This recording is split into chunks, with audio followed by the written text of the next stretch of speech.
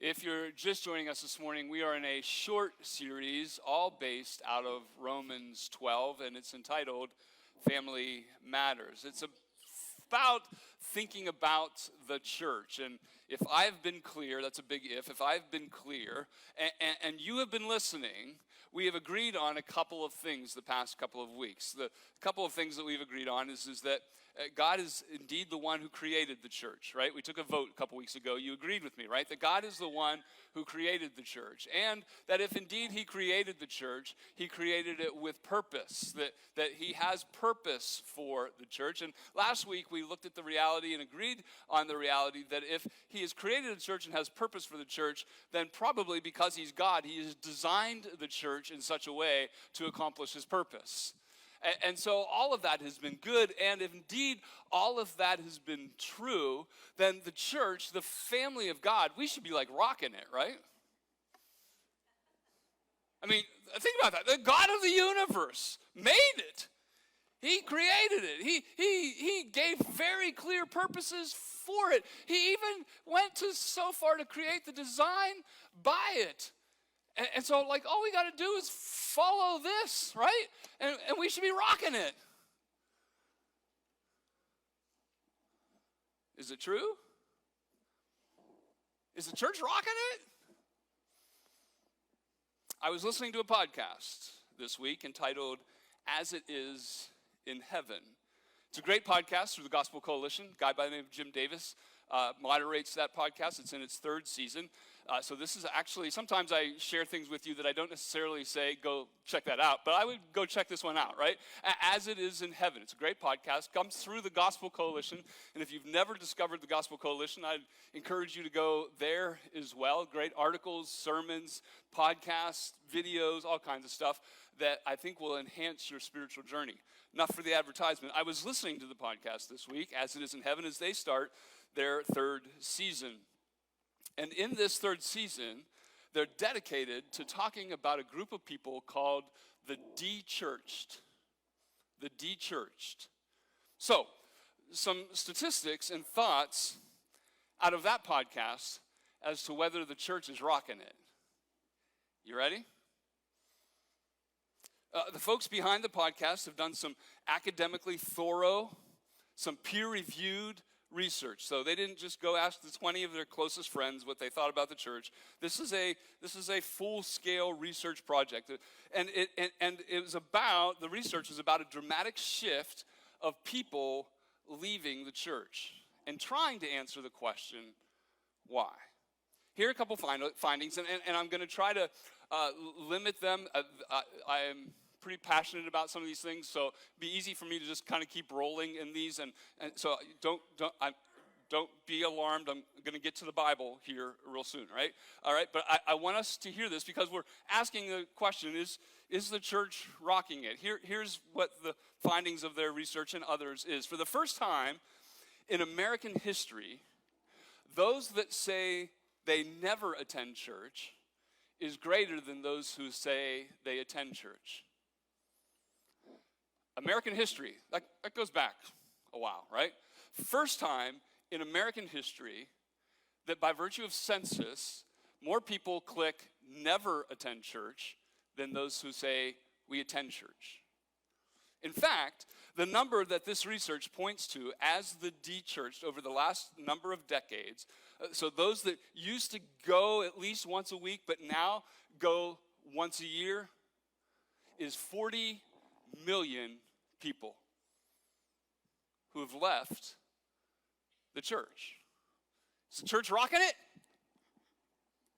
Listen, the algorithms, the kind of science part of the research project, flush out 6 clusters of the de-churched. I'm not going to do all 6, don't get worried. I want to quickly do 3 that I think are of the most interest to us because they are among those who call themselves evangelicals, who are the most like us, right? They've sometime had pretty orthodox beliefs about the Bible and about who Jesus is. One cluster is called the cultural Christians, people that have gone to church because that's kind of what the cool kids did, and now that it's not so cool, they don't go to church, right?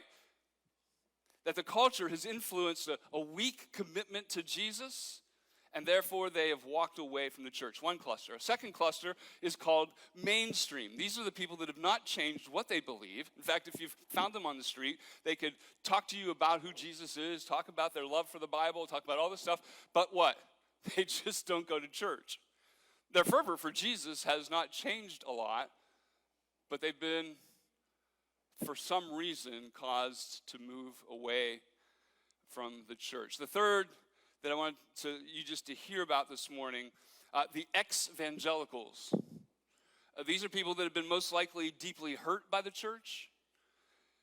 Some even so hurt that they have what we call now deconstructed their faith. They've begun to go through a process where they're doubting the reality of whether they believe in Jesus. But certainly it is true that they do not trust the church. So internal study, right? We're going to add to the research this morning. Of those cultural Christians, mainstream, that don't go to church anymore, or ex-evangelicals, if you know someone today who is in one of those categories, would you raise your hand? Look around. Listen, we know these people, right? And one more tidbit, this is kind of an aside, but it's free, right? The research shows that most of these people, if they were asked, somebody's asking right now, if they were asked by someone they trusted to go to church, guess what? They would.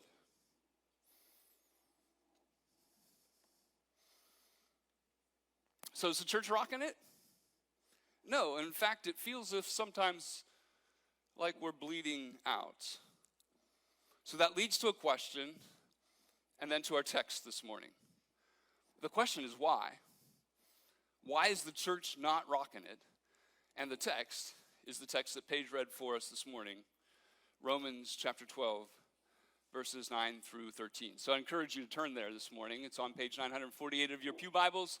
If you have your own Bibles, that's great. Turn there. Romans chapter 12, verses 9 through 13.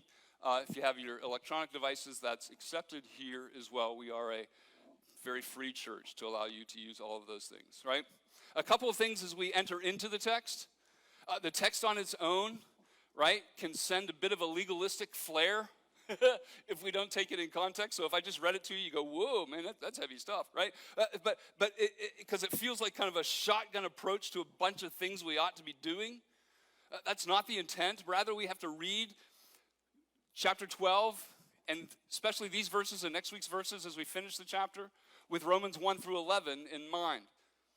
What Jesus has shown to us and empowered us with will equip us to do this. Romans 1 through 11, if you remember, is this glorious explanation of the gospel, of how Jesus has loved us, has died for us, has risen for us, and has justified us, has made us right in the eyes of God. All of that is in place, and in knowing that that is in place, then comes this. Listen, Romans 12, 9 through 13 is not meant to get us to Jesus. Like, if I do this, it's going to get me closer.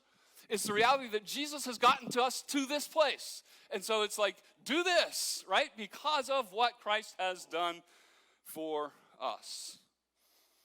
So that in mind, also in mind that it'll be really easy to point our fingers at others when we think about the decline of the church. Good conservative evangelicals as we are, all those liberals. It's all these liberals that actually get everybody in trouble. I mean, they've gone off the deep end. And we love to go point fingers at lots of different people. That's why the decline. That is not our intent this morning. Your preacher is not here to say, yeah, look at the world and see how bad it is. The reality is we need to look at ourselves.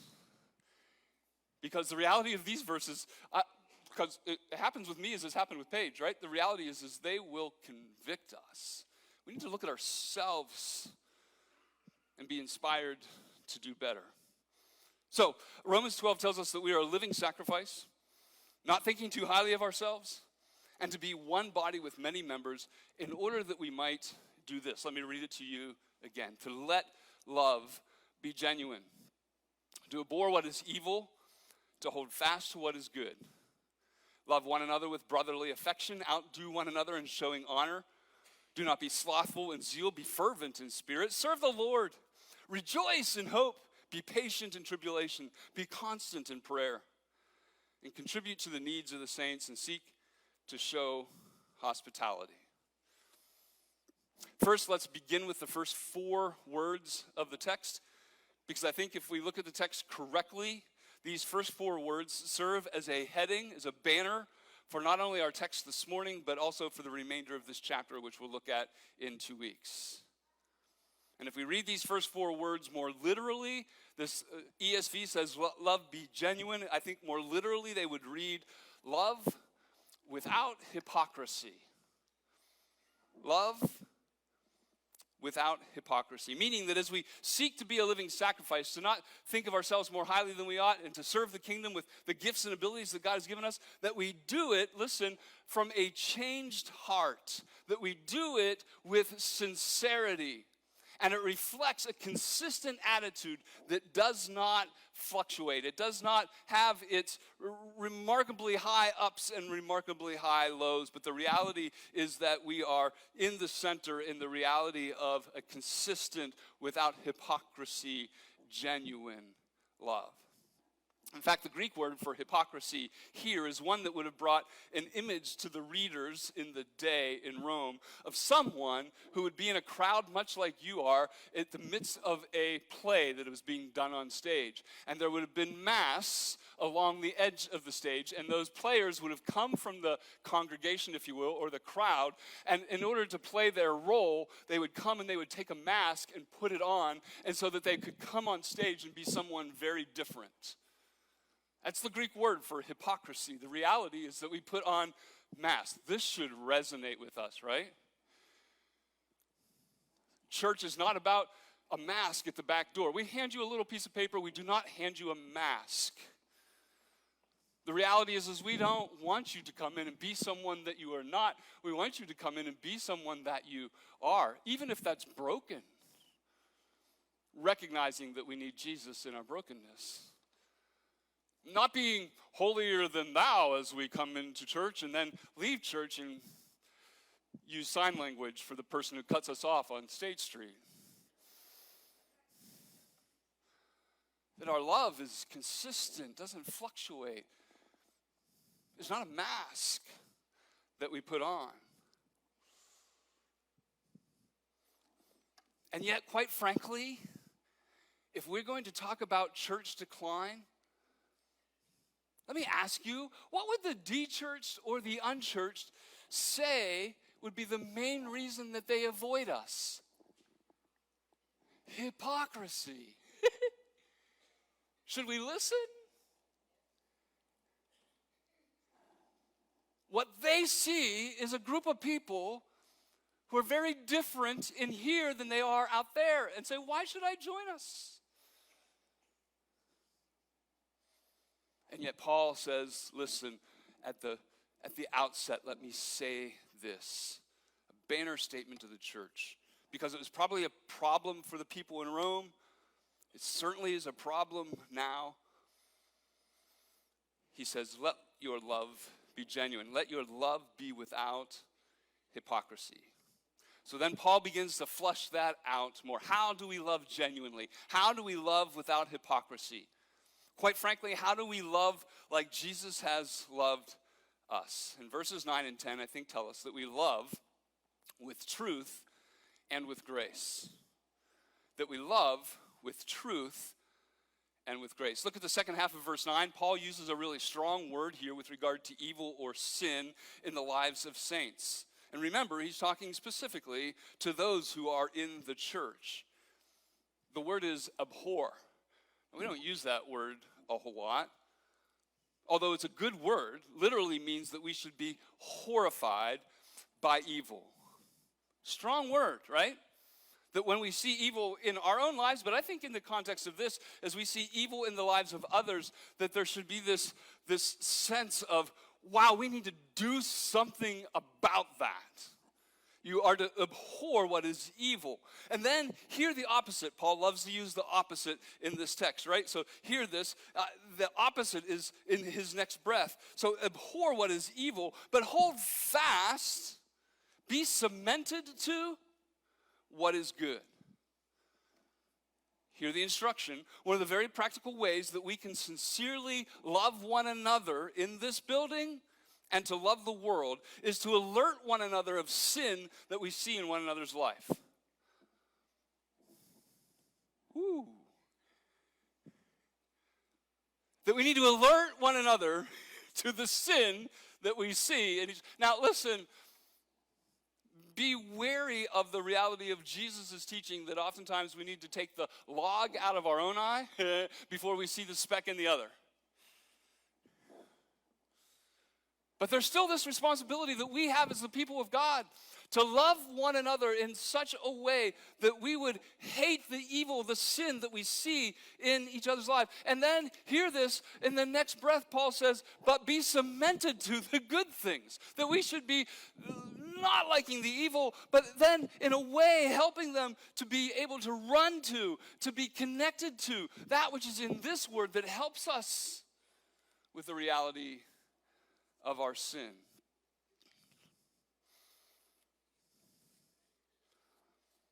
We can see illustrations of this in lots of ways, but it's Mother's Day. If you've had a fabulous mother, as I have all of my life, she has abhorred the evil in my life while she has challenged me to be cemented to the goodness of God's word. Right? Her job as a mom, your jobs as moms has been to kind of sift out all the bad stuff. Like, it starts with timeouts, right? I don't know what else you use, but the reality is we're always sifting out the things that we know are not good, and we're always at work to introduce the things that are, because we want our children, right, as parents, to learn that which God hates, that we might be to death with those things, but the reality of being cemented to and running after the things that are good. This is hard in church. But listen, to allow someone to continue to walk in sin, and therefore to its consequence, that is not love. So we need to love with truth, but don't stop there. So often we love to just hang out in verse 9. Yeah, preach it, Pastor. But listen, quickly go to verse 10. I don't think Paul pauses long between 9 and 10. I'm not sure he even takes a breath. So read what is next. He says, do this, abhorring evil, loving truth. Do this as we love one another with brotherly affection. In fact, the end of verse 10, I love this verse. Outdo one another in showing honor. To get these phrases, and know that Paul has so much fun with the Greek language in these verses. Here are two words here, though. Devotion and value. When we come across someone with a sin issue, we address it with devotion for that person, as well as treat them with the value that is theirs as one created in the image of God. It takes judgmentalism out of the equation. It takes I'm better than you out of the equation. It takes, look at the dirty thing in you. Look at the wonderful thing. It takes all of that out of the equation. Why? Because the reality of your abhorring evil and loving truth is out of a brotherly affection. It's because you're assigning value to that person that is even better than the value that you value yourself with. That is how we approach it. That person does not become less when we do this. Actually, that person becomes more. In church, sometimes, if you're visiting today, Covenant Church never has a problem with this, but we'll duck into the big thing. Church, sometimes we have a problem, right? Like, don't raise your hand, don't point to someone down the pew. We have a problem of being very good at loving with truth, but missing the brotherly affection, the devotion, and really not getting the idea of outdoing one another in showing honor or value, of loving with grace. Church, sometimes we're not especially as evangelicals, as conservatives, we don't do that well. Sometimes the opposite is true, probably not as true of us. Liberalism in the church has been mastered by being really gracious, but limiting truth. Not saying, hey, something is right and something is wrong, something is biblical and something is not biblical, but loving in a way that, man, we just want to be relevant, we want to be okay, everything goes. That is not genuine love either. I was reading in a biography of Tim Keller recently about a model of Redeemer Church. Redeemer Church is a large PCA church in Manhattan, New York, that ministers to lots of diverse group of people. And Redeemer has this. They says, we are very relentless to truth, yet extremely non-combative. I like that. Very relentless of truth, yet extremely non-combative as we present the reasonable beauty of the Christian faith. In Ephesians 4, Paul tells us that it is through speaking the truth in love that we will grow up in every way into him who is the head, that is Christ. I've done this before, I'll do it again this morning. How many high truthers, confessed high truthers are here this morning, right? Like you love truth, and sometimes that truth just kind of bowls people over. Some of you like smiling at me like, I ain't raising my hand, let's go do it. Some of you are honest. I'm not saying high truthers are bad. I need high truthers in my life, right? Because let me ask this question. How many of you are high gracers, right? Oh, come on. Somebody join my support group, right? And listen, some of you as couples are going, yeah, you're the high truther, I'm the high gracer, this is the way we go, right? And God often does that, right? So there's a high truth and there's high grace. Listen, high truthers, though you didn't admit to being that this morning other than a sprinkling of you, listen, you need to begin to find grace, the brotherly affection, the value, outdoing one another in honor. Us high gracers, we need to make sure that we're swinging the pendulum to make sure that people know truth. That together as the church, each with our own independent gifts, communicate to one another and to the world genuine love.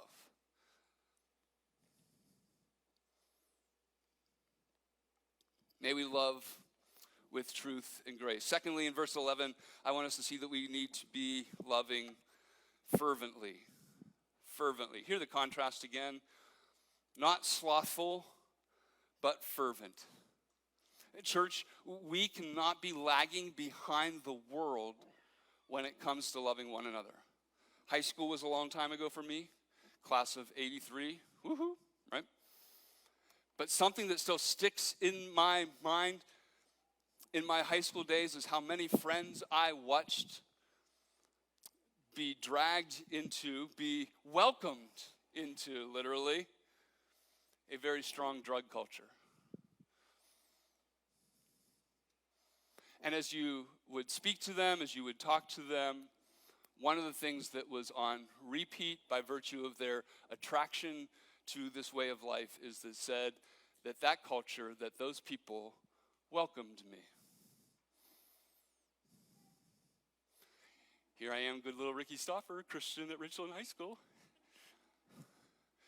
And my friends literally are being loved greater because I'm lagging behind.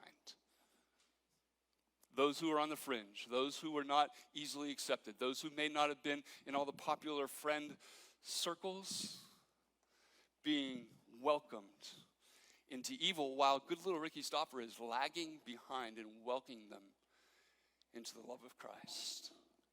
It convicted me then, it convicts me now.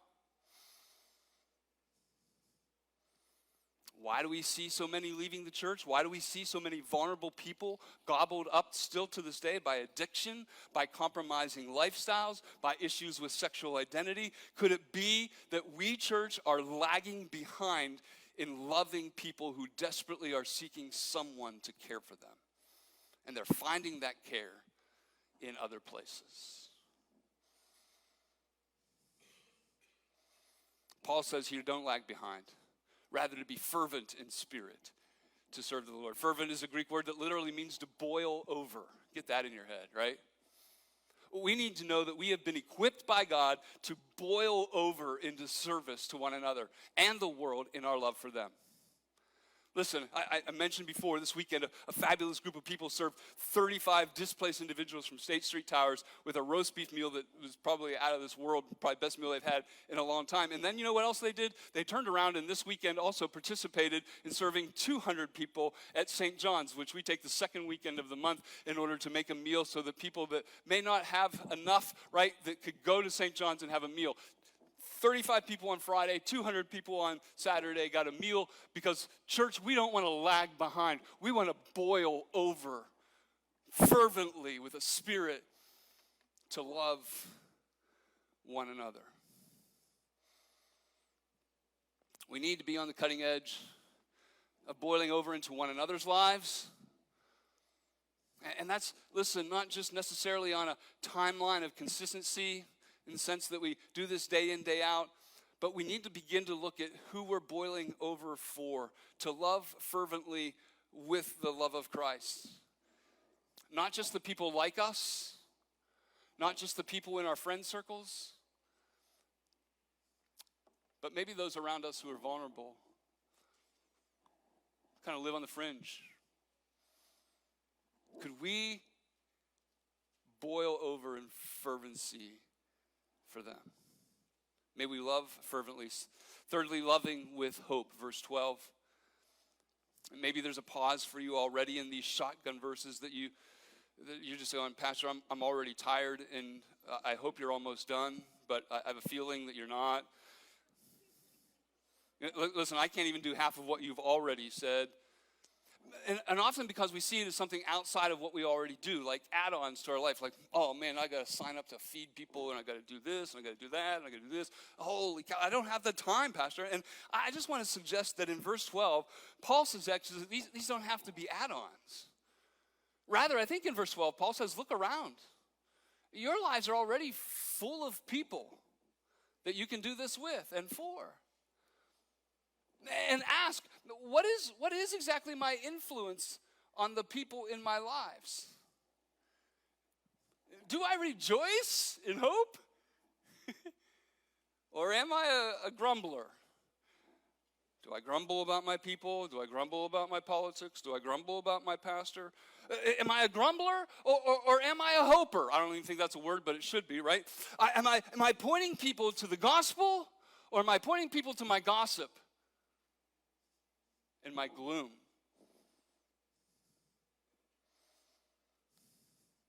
Can I even challenge us this morning to look around this room and realize that there are people here this morning that need encouragement, that need hope, the hope that you have.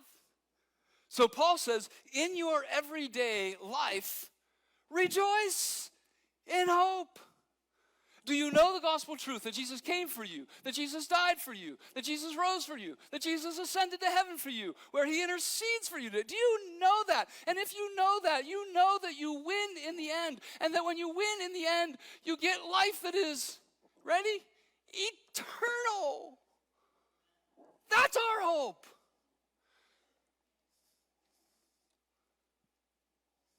So when we come to sing, we don't go, joyful, joyful, we adore thee, Lord of love.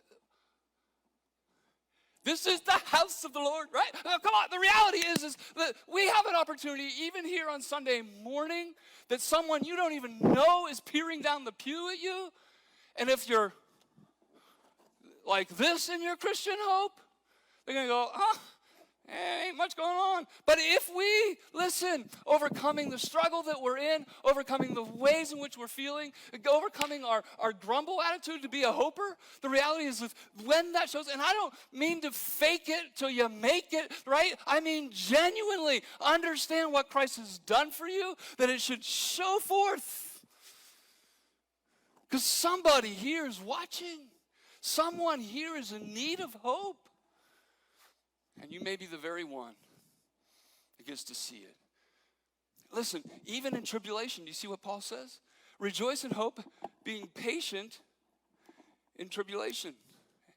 And microphones. Being patient in tribulation. Greek word, hupomeno.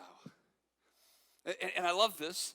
Paul says being patient, hupomeno, in your tribulation. A sense that even in the struggle you come under, hupo, and remain in the hope of the gospel. That you persevere. That while the war is raging in your life, while the struggle is real in your life, you hang on like an anchor to your soul, says the author of Hebrews, the hope that you have in Christ.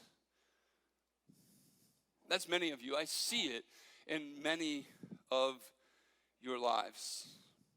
Can I point out a couple who's not here, I don't think, this morning? Tricia and Craig Campbell have been this to me. Are they here? Oh, there you are. They have been, listen, and I thought they weren't here so I could talk about them, tell how wonderful they are, and their heads would go, right? But the reality is I don't think there's danger of that. If you go hang out with, Tricia's dealing with cancer, right? It's a significant, serious thing, a battle that she's been in. You go talk to her. Oh, it's okay, it's good, Jesus is awesome, right? It's just boom, boom, bam, bam. The reality of that is true. And it's, listen, I know them pretty well. I married them, for goodness sake. It's genuine in their love. Patient, waiting on God and his hope in tribulation. And therefore, listen, rejoicing in hope, being patient in tribulation will cause us to be what? Constant in prayer. Because quite frankly, people of God, it's the only place that hope comes from. On our faces, on our knees, trusting that Jesus is greater than our circumstances. Jesus is greater than our struggle. Jesus is the reason for our hope, for the reality of our rejoicing.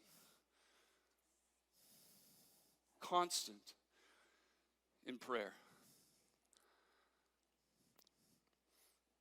Listen, loving without hypocrisy is a love that flows out of Romans 1 through 11, that flows out of the gospel, that flows out of the hope that we have in Jesus. And it can be shown, listen, wherever you go. In Aldi tomorrow, you can rejoice in hope. Even in the face of inflation, right? Even here this morning. May we love with hope. And then finally, your favorite word, love practically, verse 13. Love practically. When you read in this text, contribute to the needs of the saints, what do you think of when you think of contribute? Yeah, you gotta give. Like, oh, dang, get that $5 out of my pocket, give that person, right? As a hand up, a hand out, right? The reality. Listen, I want you to understand something about this word. I promise this is the last Greek word that I got for you today, right?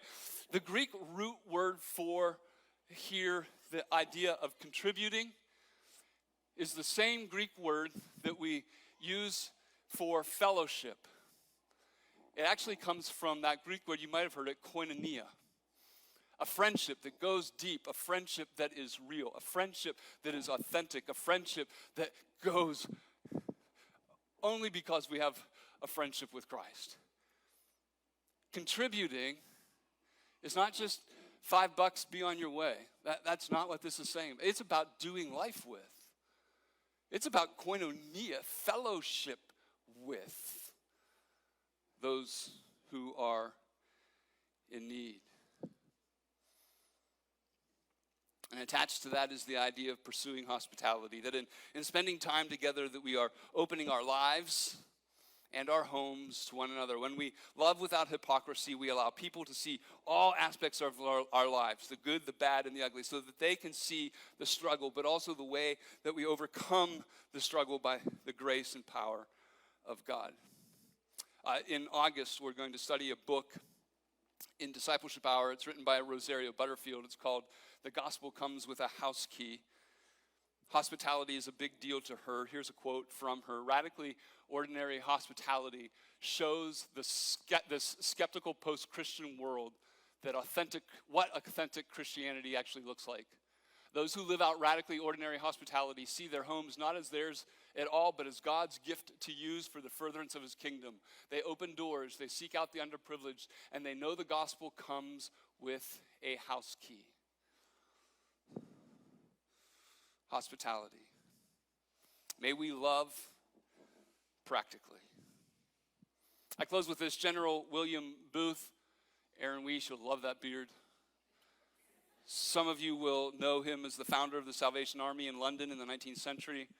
You're probably familiar with the Army as a group of people who are passionate about sharing the love of Jesus, both by virtue of their hospitality, of their giving things away, and of their love for the gospel as that which redeems people from death to life. And William Booth, at one of their national conventions back in the early part of the 19th century, was making his way to the podium, and everybody was excited, like, here's our fearless leader. He's going to have these great words of wisdom. Can't wait. But it's kind of on the edge of their seat, just like you are at the beginning of the sermon, right? The reality is that all of this is going to be good. And here comes Mr. Booth, and he comes up to the podium, and he takes a long stare of the hundreds of people in the room. And he says, others. And he takes a long stare at the people in the room, and he sits down. I know some of you are saying, only if Stauffer could get everything into one word. But don't miss the point. He left them wondering, what about others? Which was exactly his point.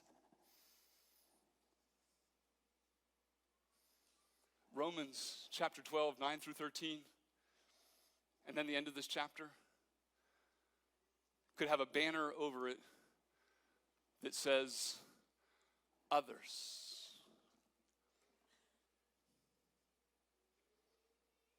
Why is the church declining?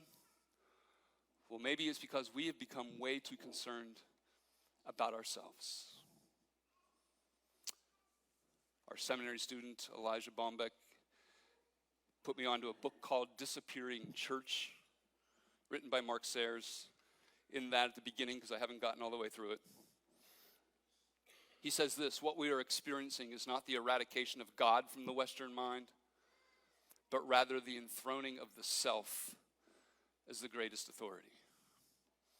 We've forgotten others as we've idolized ourselves.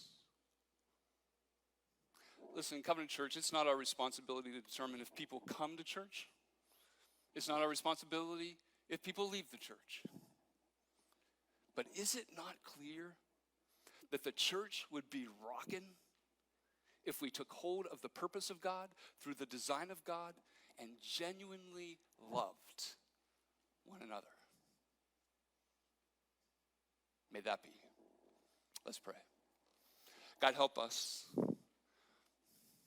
Would you, in me, in us, even corporately as Covenant Church, reveal our deficiencies? God, that we as your church might arise to one another and to this community and to the world with the goodness of what you've shown us and what you've taught us in Jesus. God, would you help us to love genuinely without hypocrisy? I pray in Jesus' name.